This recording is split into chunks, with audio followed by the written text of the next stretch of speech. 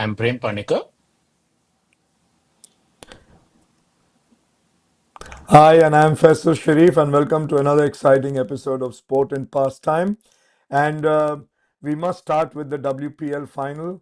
Prem, what an amazing final it was, and of course, worthy winners Mumbai Indians, but feel a touch sad for the Delhi team. Third time unlucky. Yeah, I feel sad for Delhi, particularly somebody like Meg Lanning, who takes a lot of pride in what she does. But I thought, in a sense, I thought Delhi Capitals contributed to the result. Um, I mean, never mind that the openers didn't fire, neither did the Mumbai Indians openers, but some of the choices that they made, both when they were bowling and when they were batting, kind of baffling to me. For example, look, if a team is batting first and it's 28 for 2 after 8 overs, you think the fielding side is on top. It should be, right? But that is when they decided to bowl, what's her name? Sri Charni, who had only played one Yeah, match before this final, and then she is suddenly into this high pressure final, bowling to Nat Sciver-Brunt, who was the highest run getter in this IPL, and Harmanpreet Kaur, who is always a dangerous batter to go up against. yeah, She gets yeah, taken. She gets taken two fours and I think two or three singles in that over. 10, 11 runs come off it. Hannibal Sutherland comes in, and what did he do? First ball, bowls a nice gimme ball on Harmanpreet's pads. The one area you know never to bowl on because she loves that flick of the pads. yeah, She takes her for a six and a four. Jonathan comes in and goes for three fours. I think they let off the pressure at that point, and after that, it always became. They fought back well. I mean, once they took the wickets of Nat Sciver-Brunt and of Harmanpreet, they started taking wickets in a heap, and that worked for them. But again, if you look at their batting, one of the things that I've been pissed off with DC, frankly, is I don't think they rate their young players all that much, particularly the young Indians. Classic example is Nikki Prasad. If you remember, she was the captain of the under 19 team that won the World yeah, Cup. Uh, Nikki Prasad played three innings. She scored a total of 78 runs and has a more than decent strike rate of about 118.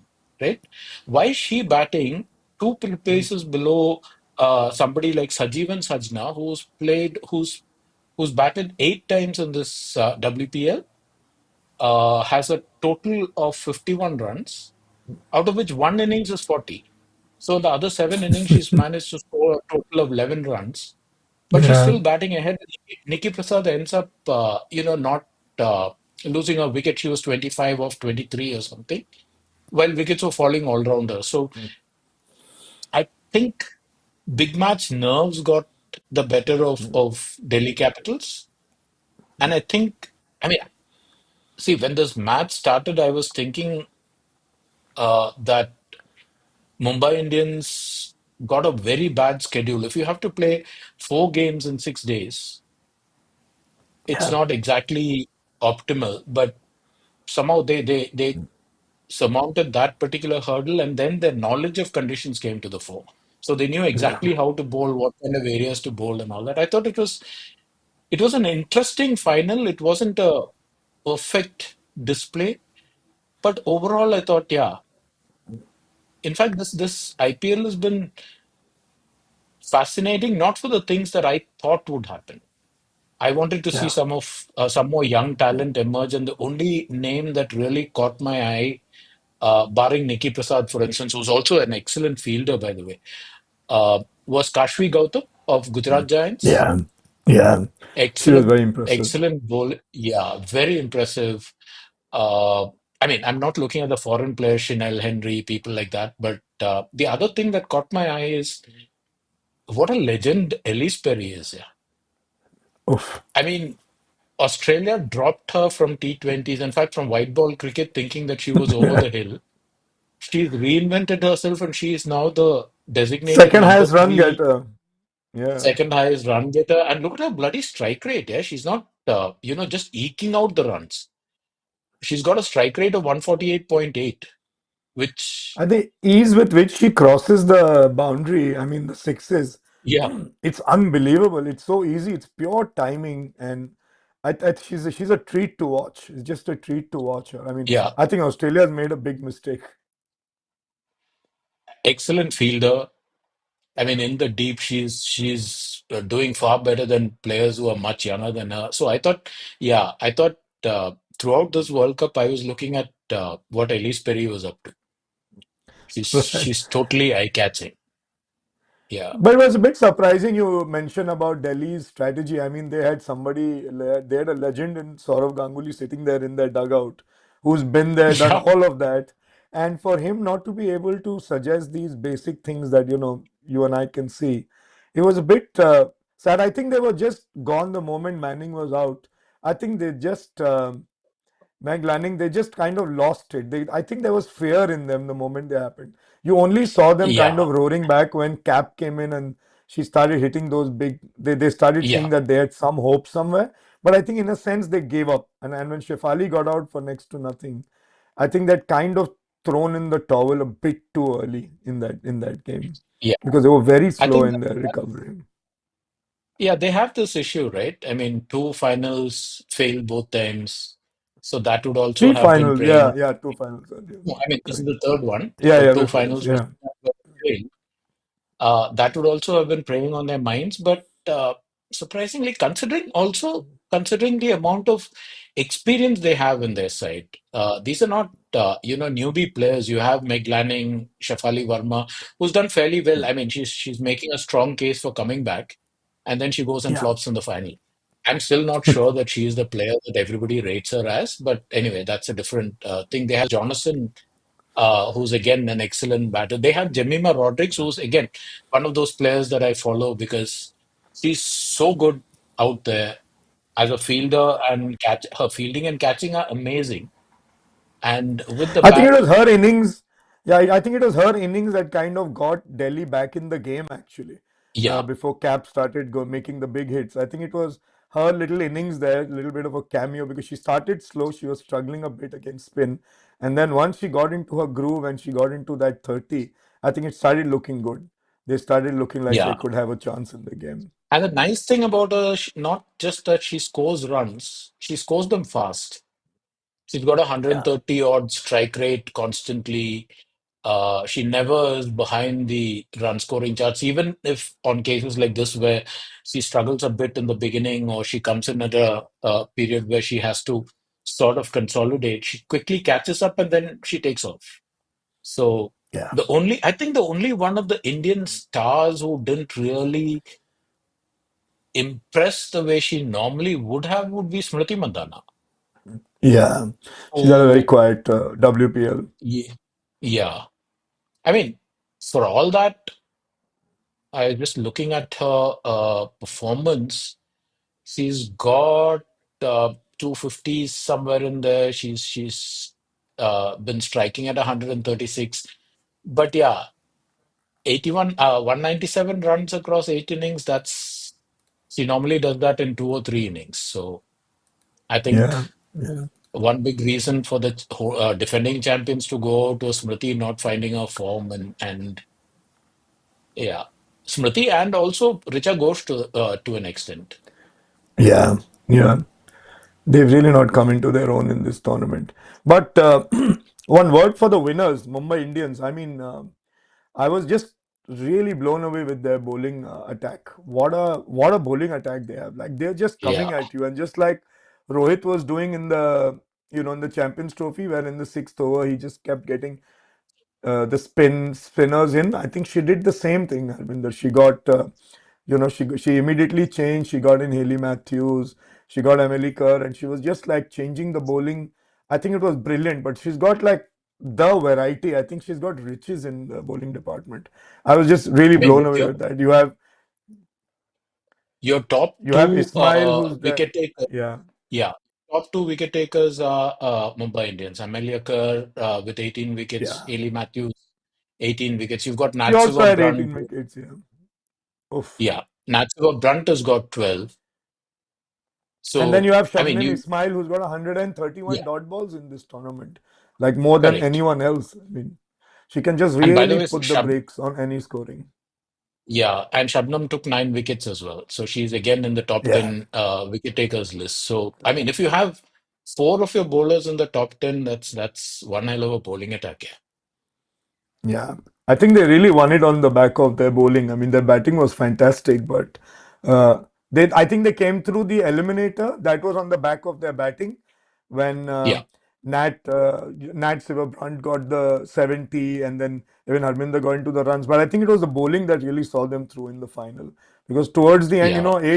8-run margin seemed like it was going to a close finish. I think if Cap would have stayed till the end, it would have been very, very different. It would have been Yeah. probably I think a last ball I of think finish. that was no.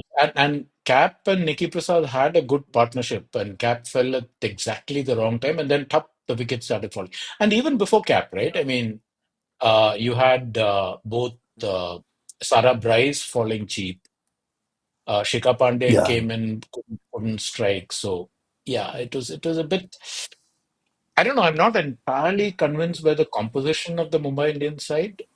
They seem to have players in sort of odd positions. I mean, not sorry, of the Delhi Capitals team. They have some imbalance, particularly in their batting and yeah, their death bowling. Their death bowling is atrocious. Every single time they let teams get away. I mean, after having taken out Harmanpreet, if you're going to give 25, 30 runs, that's a bit. yeah. There's something wrong with your strategy. You're not choosing the right Yeah. bowler to go at the death. Yeah. But Harmanpreet fell when the score was, I think, she fell in the 18th over. The score was 118, and they end up on yeah, and then 149. I thought they were going to fold. yeah. And I thought 149 also wasn't that big. I thought that if Delhi Capitals batted through, they would have won it. They batted through the 20 overs, but I think somewhere they just got bogged down. I think the initial fall of wickets just pushed them back. Like I said, it was just like they just Yeah. couldn't take off from there. They just couldn't take off from there. But it's Yeah. They fantastic want to see one the of way Meg women's cricket Lanning. is going.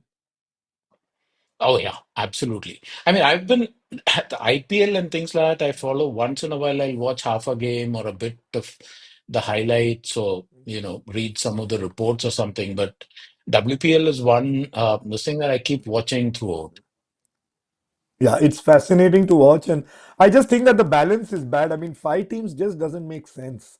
You could have Yeah. like 6 teams and then have 3 and 3, or it just five is a bit weird because four semi-finalists, one team out is just very little to choose from. I think it just makes it a bit Yeah. imbalanced. The real winner isn't Yeah, I really happy agree. because out of five, it should be six, and And the I think sad they have part enough is, talent. oh, yeah, they can easily make a sixth team. In fact, I mean, I think behind the scenes, some of the franchises have been saying, please expand the WPL. We are willing to invest in stuff Yeah. that. The BCCI, yeah, when it comes to women's cricket, you have to keep pushing and pushing and pushing, and hopefully at some point something will happen. But high time they did, yeah, I agree. We have the talent. Yeah. Plus, there is the international. Look at the number of players who didn't get picked during the auction, the international players. Some Yeah. Yeah. real top names. You could easily make up the international component, and Indian players, you do have the talent there. In fact, the person, the girl, I forget her name. Uh, the one who replaced Shefali Verma as India's preferred opener now, she's not even playing in the WPL. Really? She, Oh, she never got picked. Yeah. oh, that's a shocker. So yeah, I think she, the auctions and all that got done by the time she got a chance to prove what she was made of. Oh, And okay. so there's no, and also if you look at the under 19 team, a lot of players still haven't made it to the various franchises. So yeah, easily a sixth team, and you're right. The balance of the tournament will be much better. But overall, about the quality, Prem, you've been following women's cricket for so long. Do you think that from a power perspective, there's more power and more athleticism now come into the sport? Because, the bowling is always, 130, 131 is the fastest that anyone's bowled. But do you reckon that it's gotten stronger, that the players have gotten stronger, and the sixes and the strength and the timing, the power cricket that's there in men's cricket, Is that something that even in proportion, but that's showing in women's cricket now? It's been showing for some time. If you compare it with men's cricket and look at what guys like, Hardik Pandya, David Miller, people like that do, it's obviously not in the same, you know, not even on the same planet. But if you were following women's cricket from the beginning, or at least going back to 2017, uh, it was very few players who had the power to clear the field or to drive through the field and make those inevitable boundaries. Now you have increasing number of players who are capable of doing that. And it's not just the international players who are showing the ability to hit with power. Even the Indian players have started, really bringing power to the game.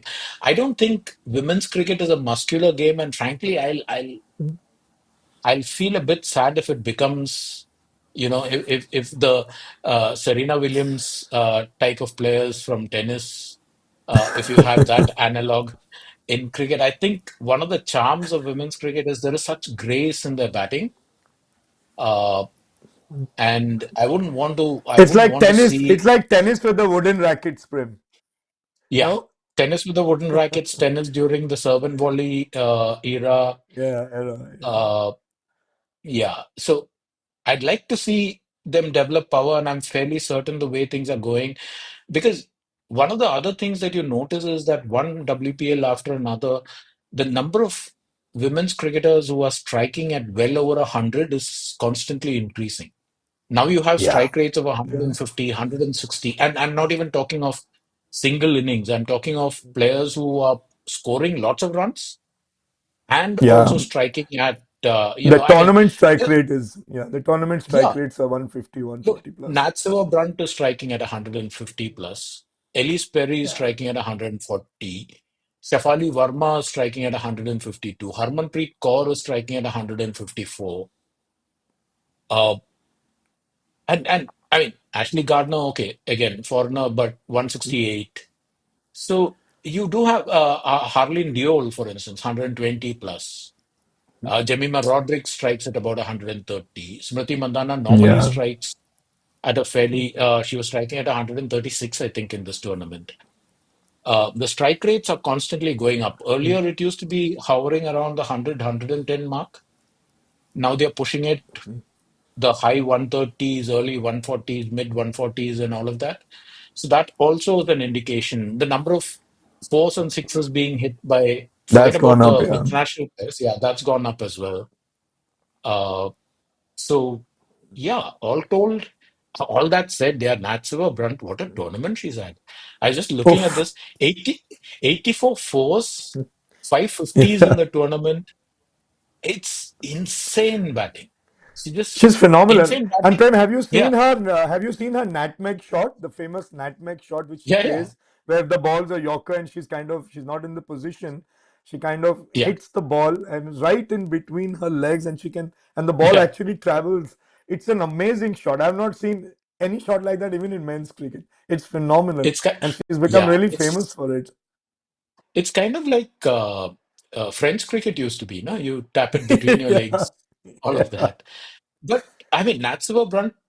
One, she's a tournament top scorer with 523 runs and 550s, and she's also in the top 10 wicket takers list. She's number two, yeah, actually. I mean, yeah. not number two. In I fact, think she's number five. she's number five. But I think her wicket, the wicket she took when she got, landing at the start, I think that Yeah, was one of the most important. That really started it for Mumbai Indians. seriously, because the DC game is built around one of two options, right? Either Shefali Verma will blow the bowling apart, or Meg Lanning will come in, settle down, and she'll anchor all the way through the first 10 overs, 12 overs, and everybody will bat around. Neither of them happened this time. Yeah. Meg Lanning wasn't allowed to settle in, and Shefali was taken out fast. Right. But if you Anyway, were to come up with another one innovation, and if you were to come up with one innovation in women's cricket, what would it be? What would you want to see that's interesting? That would make the women's game more interesting. one innovation in women's cricket. Given that their athleticism has become so good, I mean, I was seeing some of the best catches, the one taken by Jemima and some of the others, they were spectacular, spectacular Yeah, catches. Jemima has had two or three great catches in this tournament. I can't think of. For me, the thing is, I always have this thing of don't fix what isn't broken. Yeah. And I think right now, it's more a case of keep developing this talent, keep building that talent base. Uh, like you said, bring in one more team because you need some kind of balance in the Yeah. scheduling also. Uh, but all that said, I think it's fine as they are. I don't want people tinkering around with the rules and bringing the boundaries in and doing all of that. Look, the boundaries actually in some of the matches have been more or less equal to what the boundaries are in men's T20. Men's T20 Yeah. alternates between 58 meters in some areas. I've seen 53-meter boundaries and all that in men's IPL. Mhm. Uh, and your big boundaries are 68, 69. The 70-meter boundaries are rare in men's IPL. Women's It's IPL is true. Yeah. also, I mean, the WPL is also, the boundary sizes are just slightly smaller than the men's, and they're clearing it Yeah. with ease. So, Oh, yes. so yeah, another good season. And honestly, I one season ends and I'm immediately like, oh shit, 1 year to wait for the next one.